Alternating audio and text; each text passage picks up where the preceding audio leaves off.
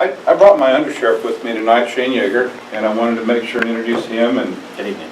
make sure everybody's around. It's truly a pleasure to get to come back and get to talk with everybody.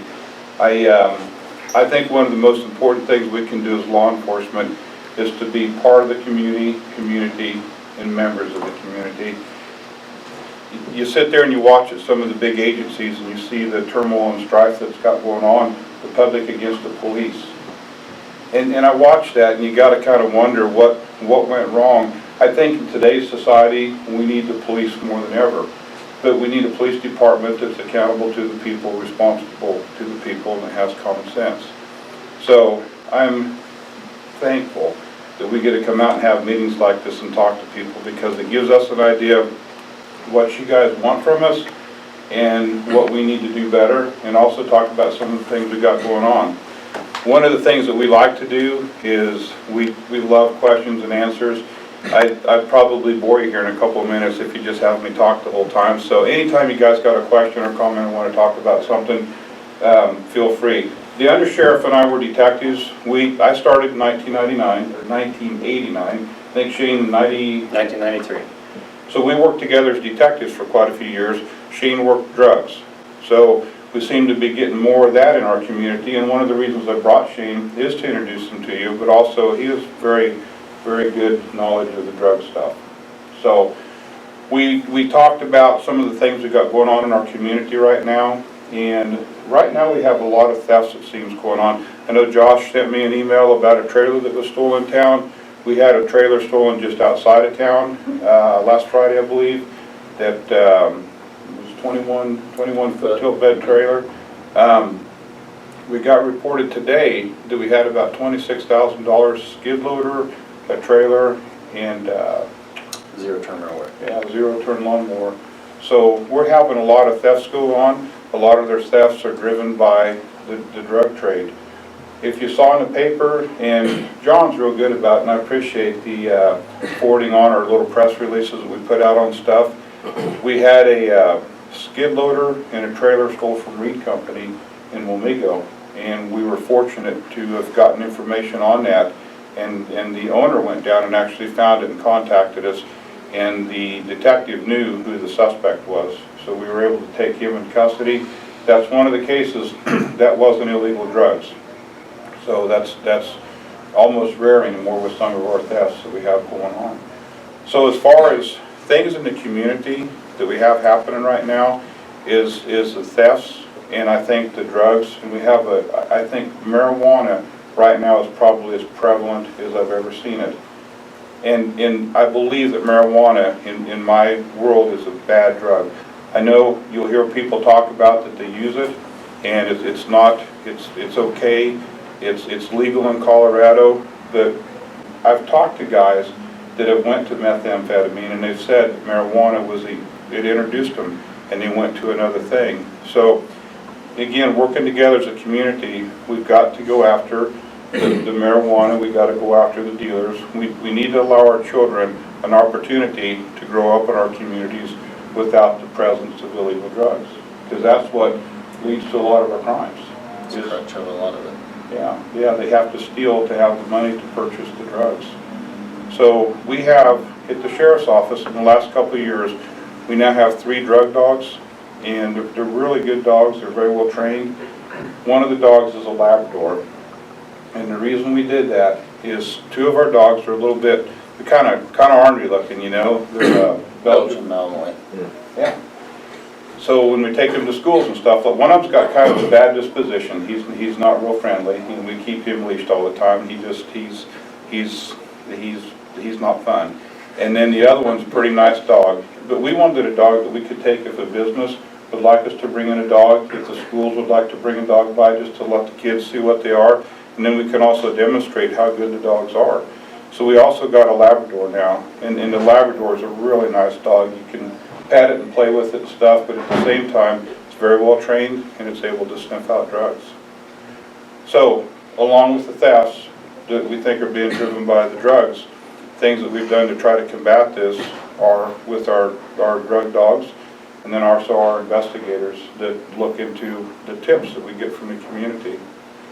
And that's one of the things that I really want to hit on tonight is I think it's so important to work together as a community. Our whole county needs to work together to try to pass on information so we can try to stop the drugs, stop the trade of drugs, and also work on the thefts, checking on our neighbors and stuff like that. If somebody's gone, make sure and look after them.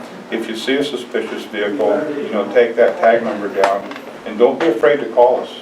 We've seen that through the years. People, in fact, we had a daytime residential burglary at Christmas time, and I won't mention the fellow's name. He's a farmer, and he's a real nice guy. And he saw the suspect vehicle there. He didn't realize it. But when he saw the police cars, he told me, he said, as soon as I saw the police cars, I knew I made a mistake. I should have called that vehicle in. So if you guys, think of all the taxes you've paid your whole life, we owe you, So it's okay to give us a call. That's what we're there for. And I have a very good staff of young guys and gals that are more than willing to work. St. Mary's Police Department, Josh has taken over. We're very customer service oriented. We are going to do our job. So it is business, but at the same time we try to do it with a very, very good amount of common sense and a very good attitude. So, guys, you got any questions on anything? Yes, sir. If we call 911 for a police emergency, do we get your department? Where does it wind up, the call? Everywhere except for the city of Wamego. The 911 calls in Pottawatomie County will go to the sheriff's office, and I guess I should say part of Manhattan, the city of Manhattan goes to Riley County.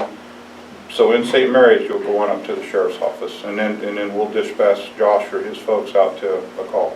Unless it's a cell phone. Sometimes cell phone towers, depending on where you're at in the city, it'll pick up on that cell phone tower and route you to Muncie County or maybe even Shawnee County. Yeah. So cell phones are a little different, but all landlines, like Sheriff said, go to the sheriff's office. Okay. So if they call in on a cell phone and they get Buncie, should they say to them, please pass me over to Pottawatomie? Tell them your emergency. They'll ask your emergency, and they'll typically patch it into us, the direct line. They'll patch it to us that way. Okay. Yes, sir. You mentioned drugs, and especially marijuana, as a gateway to other more dangerous drugs. Are the drugs coming from within Pottawatomie County, or are we seeing the influence of coming from outside? Sure. I would say both. I mean, no community is immune from drugs. Living between two big cities, Topeka and Manhattan, we're in the middle. So yes, typically we see a lot of the drugs come from the Topeka area, Wichita area, your bigger cities, or where your more supply is that brings it in here. And then we have our dealers that distribute it throughout Pottawatomie County. Are they using I-70 or are they coming through 24? They use both. I mean, a lot of them. So it's no particular route, but typically your more of your couriers are going to use I-70, but our local people are utilizing 24. Typically, how many dealers are we dealing with, like in the St. Mary's area? I don't know specific as far as how many dealers. Anybody. So if you give me $25, if you know that I'm going to buy drugs, and you give me $25, and I go to Topeka, and I'm not per se a drug dealer, but I pick up $25 worth of drugs for you, well, that constitutes, by statute, that is, you're distributing drugs. So, there could be a lot of dealers, but as far as your main dealers that are dealing ounces or pounds of marijuana or pounds of methamphetamine, it's hard to put a number with, but there are dealers amongst the communities. And again, no community is immune from it. St. Mary's, Wamego, Manhattan, they all have their certain grade of level of dealers. Yes, sir. Does the increase here coincide with the legality in Colorado? I would think so, yeah. You see that they think that now that they're seeing legalization of it in other states, that it's more readily accepted. But really, it's, in our community, I agree with the sheriff. When I worked narcotics, I've talked to a lot of people that utilized or used drugs, and they'll tell you that marijuana definitely introduced them to other drugs. And they considered a gateway drug, is just like the sheriff said. No doubt about that, personal experience. I wondered if there was any coming in from Colorado. Oh, yeah, we have definitely seen more of it come in. But, you know, there's I-70 task force now that are trying to you know, deter that. But yeah, I mean, it's being mailed in, brought in by vehicles. But yeah, we have seen an increase in it that way also. I think it's sad that, you know, I graduated Wamego High School in 1982. I actually went to St. Bernard's when they had a Catholic school for 2 years until they closed it down. And then we went to the public school there, and when I first started school, Bellevue still had a school. But anyways, I never got once off of drugs in school, and it was so, you know, looking back, it was so clean, and so, I mean, it was a good thing.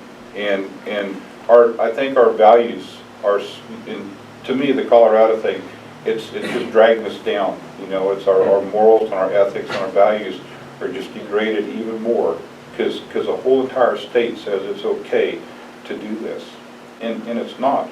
We had last month we went to jail training, and we had a doctor there talking to us about how marijuana affects the receptors in your brains and how it essentially makes them useless, and how long it takes after you stop smoking to, if you get them back, to get those, and then people will graduate from marijuana to heroin. And now Colorado has, I don't know if we call it a heroin epidemic, but they have a huge heroin problem. They're predicting now that Kansas will face a heroin problem. So you got to kind of scratch your head and say, what were you thinking? And from what I've heard, it was revenue. It was the money that would generate, and is it really worth selling our kids and stuff to, you know? So just to add a little bit more on it. Yeah, I graduated from high school in Southern California back when the Earth's crust was still a little warm. But there were 3, 4, 5 guys in the school, you know, that either were using it or wanted us to think they were so they could be bad. But everybody looked down on them. You know, they weren't accepted into the groups, and I don't know where the good old days went. Agree. Yes, sir. Oh, I just wanted to corroborate what you were saying about just marijuana use alone. I come from Colorado, and I worked in the psychiatric healthcare for quite a few years, and I can vouch for, I dealt with many schizophrenics who got that way just from marijuana use alone. Just no other drug, because it acts on the brain and the nervous system that way, so quite a few schizophrenics have gone because of that. Yes, sir. If a person from Colorado gets stopped in this state and they found in their possession marijuana, where does that go? Does that mean, are they legal to possess that in their vehicle, even if they had a doctor's prescription for it? No, still illegal in the state of Kansas. Just to be sure of that. Yep. We arrested a couple of kids from Oregon, I believe, and they had, I think if I recall, they said they had a medical prescription or something like that, and we still arrested them. So, have questions, sir? I hear about, besides marijuana, I hear about meth. Does that mirror, is that all across the country, or is that particular to our area? It's throughout the country. I mean, methamphetamine, it you know, back in the early 70s, 80s, it was more of a biker. It was a biker thing affiliated. It was hard to make it. They called it P2P dope or biker dope. It was a lot harder to make. Now it's more readily available. And now you see the Mexican, what they call Mexican meth is crystal meth, but it's throughout the United States. Somewhere it's kind of interesting. There's a balance. So when I took over sheriff a long time ago, he was a good drug detective. We probably did 40 meth labs, 30, 40 meth labs in the county.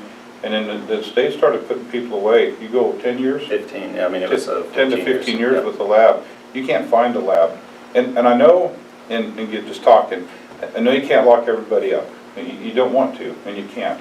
But at the same time, I mean, it was proven, when you get serious and you lock people up, we don't hardly get It meth has an labs effect, anymore. yeah. It definitely has an effect. Yeah, it's so, or say they bring it up from Mexico now, I think is where a lot of it comes from.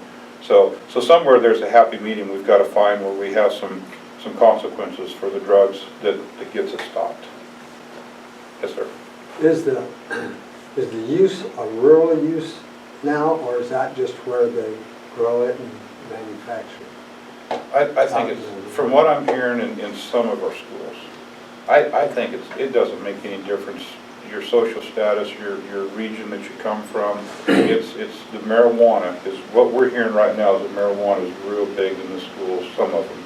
And it doesn't make any difference, you know, and that's sad, it really is. Are they smoking the hemp we see growing in the marijuana?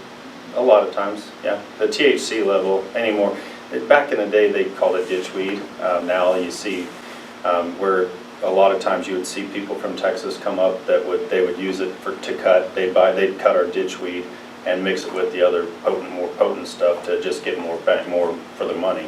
But you see our THC level, just like Sheriff said, the THC level, like out in Colorado now, they're saying it's more, originally marijuana wasn't addictive, but now with the THC level being so high, it has become more addictive, just like he said, you know, it has definitely effects on your brain, and it is becoming more addictive with the THC level. So yeah, they are smoking, they'll go out and pick our ditchweed. Tuttle Creek's where they used to really pick her at. That's where we'd capture them up there about every summer. I guess that was good. Yeah. Good weed, they would say, but drinking small stuff, and that, I mean, they'd have, you know, a U-Haul trailer and stuff, and they'd have maps. Yeah. Where, you know, they come from out of state and stuff like that, so, yes, sir. So does it grow wild in here, or? Weed? Yeah. Oh yeah, definitely. Yeah, you'll drive around some of the roads and stuff, and you might see a plant, and you'll notice it looks different from the others, and that's because somebody's picked, you know, the buds off of it, so. I saw some in my yard when I first moved into my house last year. Just one little sprig, and you know. You live in town? I live in Bellevue.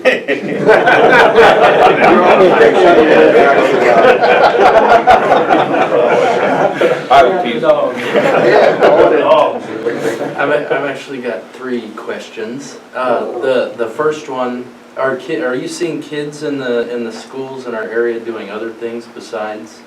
Are they doing harder Prescription pills. Oh, Prescription really? pills seem to be a big thing right now.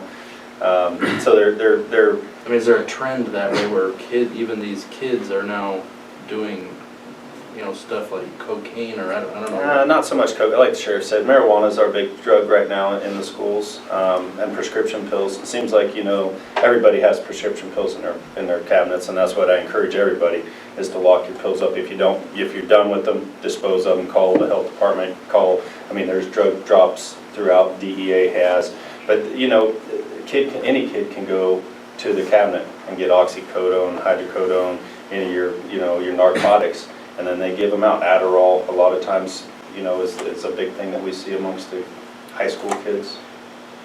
Okay, and then the other thing I'm seeing, maybe I'm imagining it, but I'm seeing a lot of the skid loaders and the trailers, and it just seems like every month or every 2 months, these things are being stolen.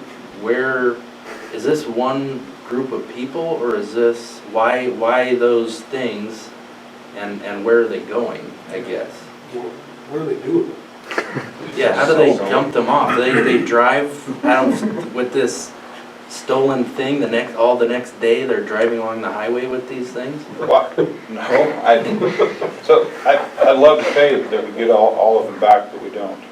And I don't know exactly for sure what they do with all of them. The guy that took the one from Reed Company probably wasn't all there, and he's got a lot of problems. And so, and again, that's going up for court, so I won't say a whole lot about it. However, I think he lives in a different world. And Well, so he that seemed one- real casual in that video. He was. Boy, this guy. Hour and a half. So that was a clue that he probably wasn't a pro. Okay. But these guys will take these, they'll resell them, they'll take them down the road to resell them, and you know, I don't know how many people, there's probably a lot of people that wouldn't really give it a lot of thought if they come across a decent deal on a skid load or something like that. I don't know that they'd call the sheriff's office and say, hey, would you come out here and run this for me, especially if it's not a super cheap You know, if they're not selling it for $1,000, if a guy pulls in your drive and says, hey, I got this 30,000 skid loader, give me $1,000 cash and let me get out of here, you know it's a bad deal. But I would guess these guys are marketing this stuff. Kansas City probably. I believe the FBI has a task force on heavy machinery down there. So, but I think this year we've lost 3 At this least. year. And we see them where they actually steal the parts off, put them on other skid steers, buckets, stuff like that, so. Do they have keys for these? Are They able can to- get them, yeah. And a lot of construction sites, you know, it's easy because they're out there and they're available. You drive by it every day and they can see them sitting out there, so it's not like it's behind closed doors. We did I don't know if you guys remember, we did a search warrant, was it last winter, JD? And this guy had tons and tons of stolen stuff, I mean, for years. He went to the Manhattan Co-op, or CK Processing, I'm sorry. He went to CK Processing, he stole their lawnmower. And I tell you, Bob Sauerbrunn was our deputy, did a fantastic job, him and another deputy did, but they drove the lawnmower through a cornfield when they're stealing it. And when they did, they gathered all kinds of corn stalks. And what, 3-4 miles, it'd drop a corn stalk off every so often. And Bob was an Army Ranger, bless his heart, and he's been with us for 30 years.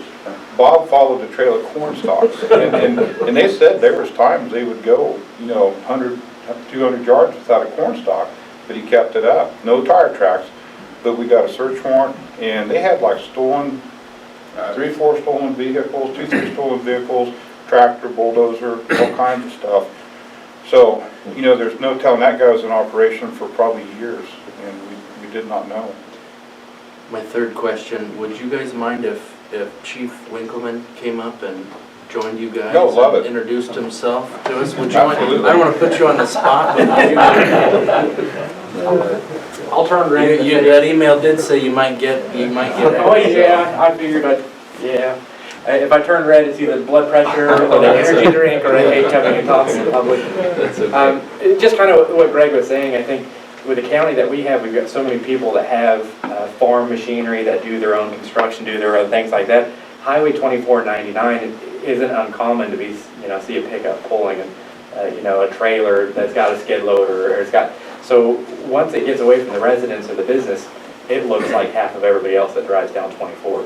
You know, so really the biggest thing that we have challenge-wise when it comes to law enforcement is obviously we've only got so many eyes when it comes to deputies and officers. To be really effective, we also rely a lot on the community to kind of keep eyes on it as well. You know, if you see somebody, the vehicle was the estate, and a vehicle that comes into the property that they don't recognize, sometimes that call, I don't know who that guy is, might turn into something that, you know, we might find the skid loader that was stolen, you know, in Northwest County. You know, so it's really important to kind of keep an eye. And then he also stated in reference to the drugs.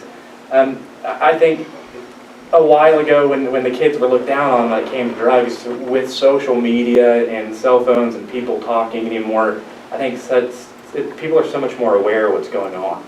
And I think people hear and they see about it that marijuana becomes kind of commonplace. It's almost like the alcohol. You know, when you were younger, alcohol was probably the gateway drug that would lead into something else. Well, marijuana is kind of that way now. It's kind of become commonplace. And I think it's more readily available because people can talk about it. Snapchat, Twitter, email, Facebook. They know somebody or related to somebody that they can get it from. And I think in this county, I don't know if necessarily the use has gone up in this county as much as this county is getting bigger. It's inevitable that we're getting more and more people in. And as those populations rise, we're going to start getting some people that are a little bit shady, and your number is going to go up as well. Well, I'm not going to go out. I'm staying out of that. But in St. Mary's, you know, I think there's a pretty good amount of marijuana that is out. That's probably our biggest thing. Prescriptions, I believe, are an issue as well. I don't see the younger kids quite getting into the meth and the harder drugs yet. The prescription pills kind of bother the most. Oxycodone, Oxycontin, things like that. Prescription drugs that are signed out by a doctor that are more potent than heroin. You know, it is a legalized heroin that you get prescribed from your doctor, and it's cheaper than buying it on the street. And I don't know how many people have it, and I'm not gonna ask people to raise hands, but you very well might have that in your own medicine cabinet in your house and not realize that it does the same effect to your body. Well, these kids are seeing pills and seeing something that was prescribed, and well, Billy Joe's been doing it, so they pop a couple before you know you've got an epidemic. And so that's one of my biggest concerns, I think, when it comes into our cities. Marijuana is absolute gateway drug. Prescription pills just scare me beyond belief because they're so readily available. Could one of you tell us, how does the Sheriff's Department interact with St. Mary's PD and Wamego PD, and who takes lead on what? Well, I can say from our experience, we try to handle what we can in our department, but being smaller, we have limited resources. I try to get as much as I can. He's got a narcotics detective that I try to keep in contact with, fairly regularly. And if anything gets out of control or we get a good lead, we'll do everything that we can to try to help and assist, but a lot of times it's a little bit more than we're going to be able to handle. So we try to help assist in any way that they can with the resources that they've got. Wamego's the same way. I think Wamego's done a pretty good job when it comes to doing some of their own drug cases, but they're the same way. They need help as well, and the Sheriff's Department's always been good about trying to come in and help. But they get their own leads as well that they follow. They don't only just have the cities, they've got the rural community they've got to watch out for as well.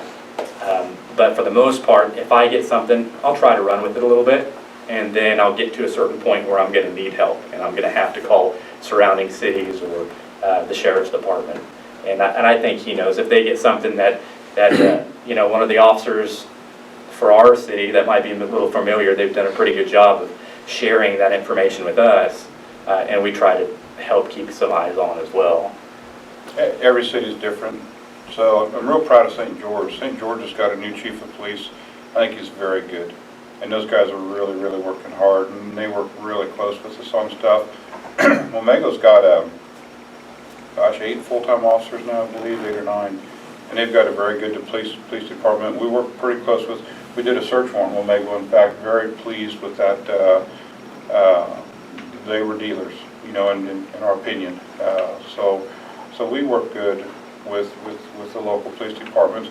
We have jurisdiction throughout the county, and we want to make sure that we support the police departments. But we're also here for the people too. So we don't want to ever step on the police department's toes, but at the same time we won't refuse service to anybody. So we're here. At the end of the day, I tell you how the best way to summarize it. I tell every one of my deputies, go out and make things better. That's what you need to do. You need to make our community a better place. So that's what we try. Sheriff, what is the percentage of repeat offenders for drugs, and is the sentencing and the time that they're getting sufficient to deter? No, it's not.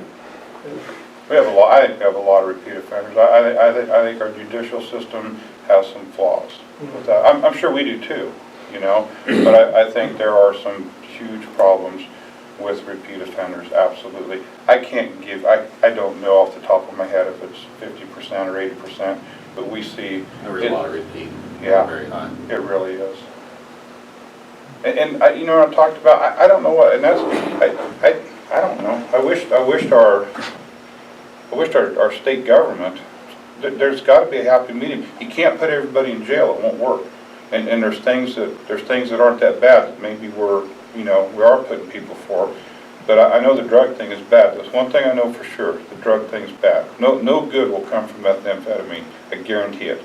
And something strong needs to happen, just like on the meth labs. We pretty well got that shut down. And somewhere our legislatures they need to figure out what that balance is on that. Greg, in addition to the drugs and the stealing of skid loaders, is there any other problems that businessmen that you see from law enforcement businessmen should be aware of? I tell you right now, as far as the businesses go, the biggest thing that we're seeing is the burglaries and the thefts. Scams are always, and I say that even for the businesses because when I was a detective years ago, I won several $100,000 to hit a business. So, boy, you businessmen, they'll prey upon you. Phone scams, internet scams, and stuff like that. you know, one of my favorite sayings, if it sounds too good to be true, it probably is. So take a minute, anytime you're gonna do a transaction with somebody that you're unsure of, and make sure that is, you know, a good, not a scoundrel, you know, make sure it's a good person. So, John, I think as far as, and I certainly asked Josh to comment, but, you know, I think in the workplace, you guys with a lot of employees, I think the drug thing is something you have to be aware of, you know. I think that the thefts, I think the scams, and then one thing that, you know, we don't talk about a lot, that when it happened at Heston, you know, what a shock to see that in Kansas. And I think you have to really know your employees, and I think you have to kind of have a plan in case you ever do have something, if an employee comes in, and we're talking an active shooter, of course. And, you know, again, you hope and you pray that it would never, ever, ever happen anywhere. But we assisted Wamego PD last month on a deal at Balderson's. It was probably pretty close to a bad deal. And so we have resources to help on that stuff. Believe it or not, our emergency manager has some training stuff that we've sat in on. The FBI gave us a video a couple weeks ago on active shooter. We'll make all that available to you. Just let Josh know or let us know, and we'll do anything we can to help. But for us, those are some of the things that we're seeing. Would some of that be where you have something where an employer can be, something that tells him, like, when he sees something that it's not right, that an employee might be on the way up? Yeah, I mean, they're definitely in the movie that we saw that It's an FBI coming storm. So It's a it's a way to recognize a problem before it happens. Yeah. And it's the best thing is when you recognize it, tell someone, us, somebody, because I mean, those clues are, I mean, they're very valuable clues and they need to be addressed. And I think that the threat has always been there, but I think a lot of people go to sleep at night a lot easier when they say, well, it's not going to happen to me, it's always going to be somebody else.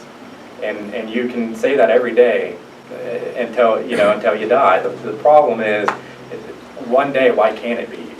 Or why isn't it you? So that's one of those things where I tell people it's going to happen to somebody. You want to try to be as active and as aware. And if you see something that just gives you a little bit of a twinge, your arm hairs stand up, there's probably something wrong. Usually your body gives you pretty good indicators. The clues are there. You just need to be aware of it and then not be afraid to call somebody. And if you're wrong, you're wrong. But if you're right, you know, we want to be ahead of the storm. You know, we want to make sure that we're doing everything we can to keep everybody safe. Joe, question, Bob? No, we drug test before we hire, and that has worked that out, and it stops us from being bothered by people we don't want to waste time with too. But then every so often we start suspecting a few guys or hear rumors or something, then we have to do a surprise drug test, and because of the dang laws, you can't just single them out. You got to test plus thousands of $1,000. With us, we have to test everybody in a whole area or something. Can you? I'm not familiar with civil law. Can you lottery, or do you have to just test a whole? I mean, can you every week just pull a name, or do you have to? Well, you have to. If you send a man to school and he goes to some sort of training where he can, where he can identify specific characteristics. But you just every so often you say, hey, we're going to drug test everybody. Let me answer that for you. You have to have a written program that says what you're going to do, but you can do random selection and you can also do reasonable suspicion. So it's just a matter of developing your program, but yes, civil law allows a random selection process. The training he's talking about is through reasonable suspicion. A lot of the transportation industries have people that are trained for that, so yes, it can be done. I was curious, but that's made a big difference for you then. Oh yeah, yeah, and then we got about a dozen or more surveillance cameras now, and we also have somebody there 24/7. I don't know if you guys watch Channel 13, and not to start anything good or bad, but remember to start our views and stuff like that. So I found it Well, I don't want to hack anybody off. Seaman High School started drug testing. I don't know if you guys saw that video on Channel 13. Seaman High School started drug testing, and the kids, from what the TV station uncovered, the kids think it's fantastic. It cut down, and don't hold me to this, but like their incidence of tardiness was down like 40 or 60%. Their incidence of altercations with teachers was down 40 or 60. One was 60, one was 40. But they're like, this is the greatest thing in the world. So it's again, we need to take measures to do something to stop the drug problem, because it's absolutely a problem.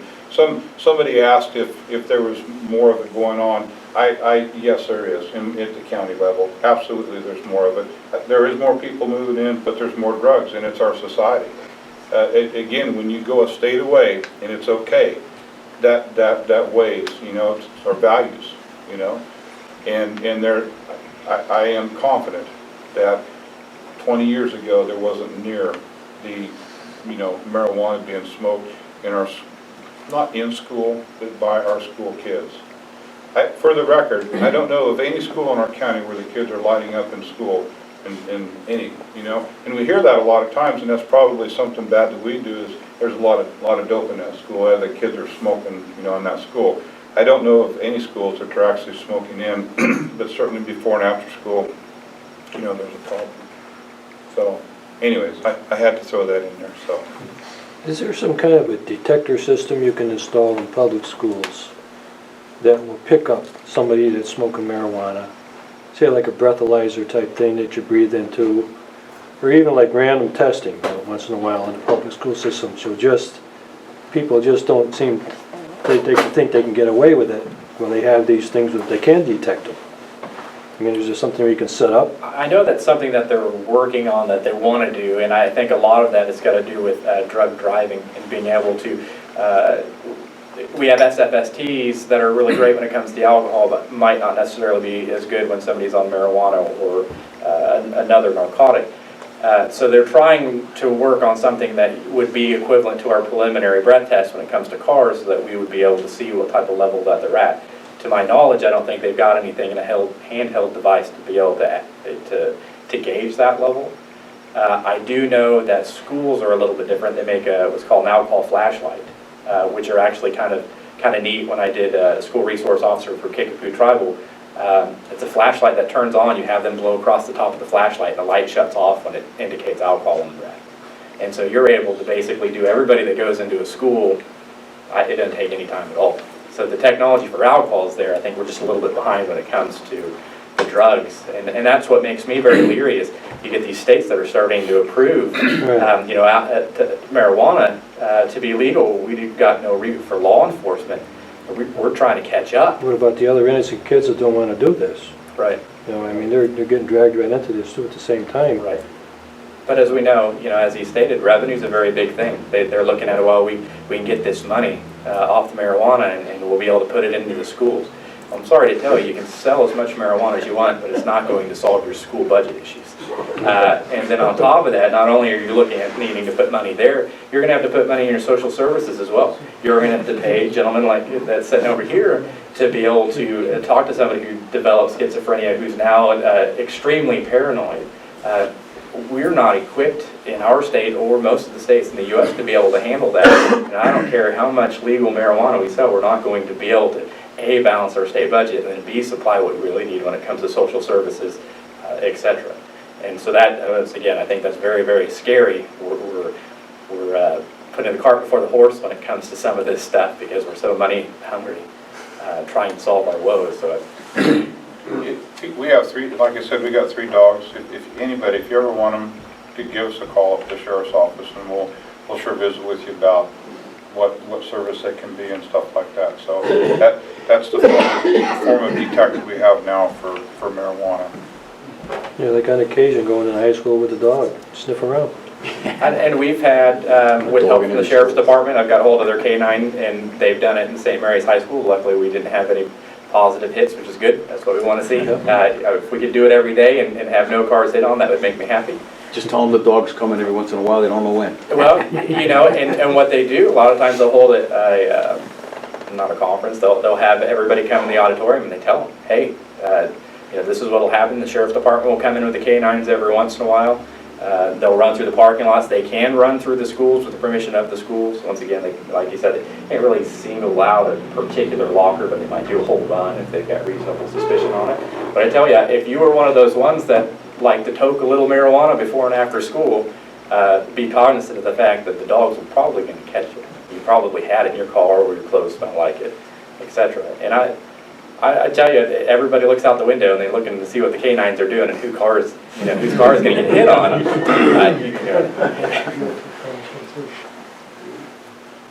Two things. One that's concerned me on the business just west of St. Mary's. I've seen 4 near wrecks. One was wrecked, but it was a single vehicle. I don't think it's speeding. I think it's inattention. It's a concern of mine because I ask myself, what am I going to do when the big one happens? And I'm the first one on the scene. Second, it's much more mundane. I've seen stray cows. What is the proper response? I've called them into the sheriff's department. Is that the status quo? Yeah, just give us a call. Dispatch is pretty good about knowing a lot of the landowners and who needs to get called and stuff, and the deputies will try to put them in or help out getting them put in. So, yep, give us a call. Those are pretty hard on a car when you get hit. So. They're worth a lot of money. You got the welding shop out there? Yeah. I got to stop in and see you sometime. That looks cool. So, now how long you guys been in business out there? About 3 years out there. Okay, I like that. That's neat. Yeah. All right, well, we'll stop in and say hi one of these days. I'm good. Absolutely. Yes, sir. When you are looking for drugs, do you run into constitutional problems with the parents and the families and things? Or, I mean, is it a search problem? I mean, what are the ground rules for searching? Usually schools are a little bit easier. And like I said, I went through the SRO's school that they had at KLETC. The schools will operate almost independently. They've got a separate set of rules that they have to follow. When you are an administrator at a school, they have permission to be able to go through your locker pretty much at will. Law enforcement doesn't. We have to abide by, what your rights are, and we're not going to be violating civil rights. Doesn't mean that we can't be there, but we're not going to have them acting as an agent for law enforcement and say, hey, you might check out locker 112. I know they're parents and they've got some issues. But schools are a little bit different when it comes to, because usually written in the school policy states that at any point you might be subject to search. And as administration, you're able to do that. But law enforcement is usually going to be second hand when it comes to a lot of those aspects. We've got pretty good policy wrote up to keep it. If we take the trouble, if we're going to go to the work of trying to develop a good case, we certainly don't want to go to court and then have it thrown out because we did a poor job, and we don't want to violate anybody's rights. So we have good guidance from the courts on what we may not always agree with it, but they provide the guidance on how to proceed, and we certainly follow our policies to achieve that and not violate rights. We have enough time for probably about one more question here. Anybody have any more questions? Father. From the point of view of people in the community, what's most helpful for you on the level of what we can do in regard to the drug problem? If I may, we got to work together. We really do. We got to be a team. We got to work together. We got to. I had a absolutely true story. I had a parent call me the other day, and they were pretty tough with me. They weren't out of line or nothing, but they let me know their displeasure with the drugs in the schools. And then they called back the very next day, very frustrated, because the person had been feeding them the information. They asked them to call me, and the person said, "Oh, I'm not going to call in. I'm not a rat." And so we need help. I mean, so I've got, believe it or not, there's 28 deputies. And I hear a lot of times, well, holy cow, Sheriff, just a few years ago, Dean Taylor had, 6 or 7 deputies. Well, I've been on for 27 years now, and there was 13 when I started. Because I didn't want number 13, I skipped it, took number 14. So you look at our counties growing, you look how our society is, and again, I think we've degraded a little bit. You see all this stuff going on. We need your help.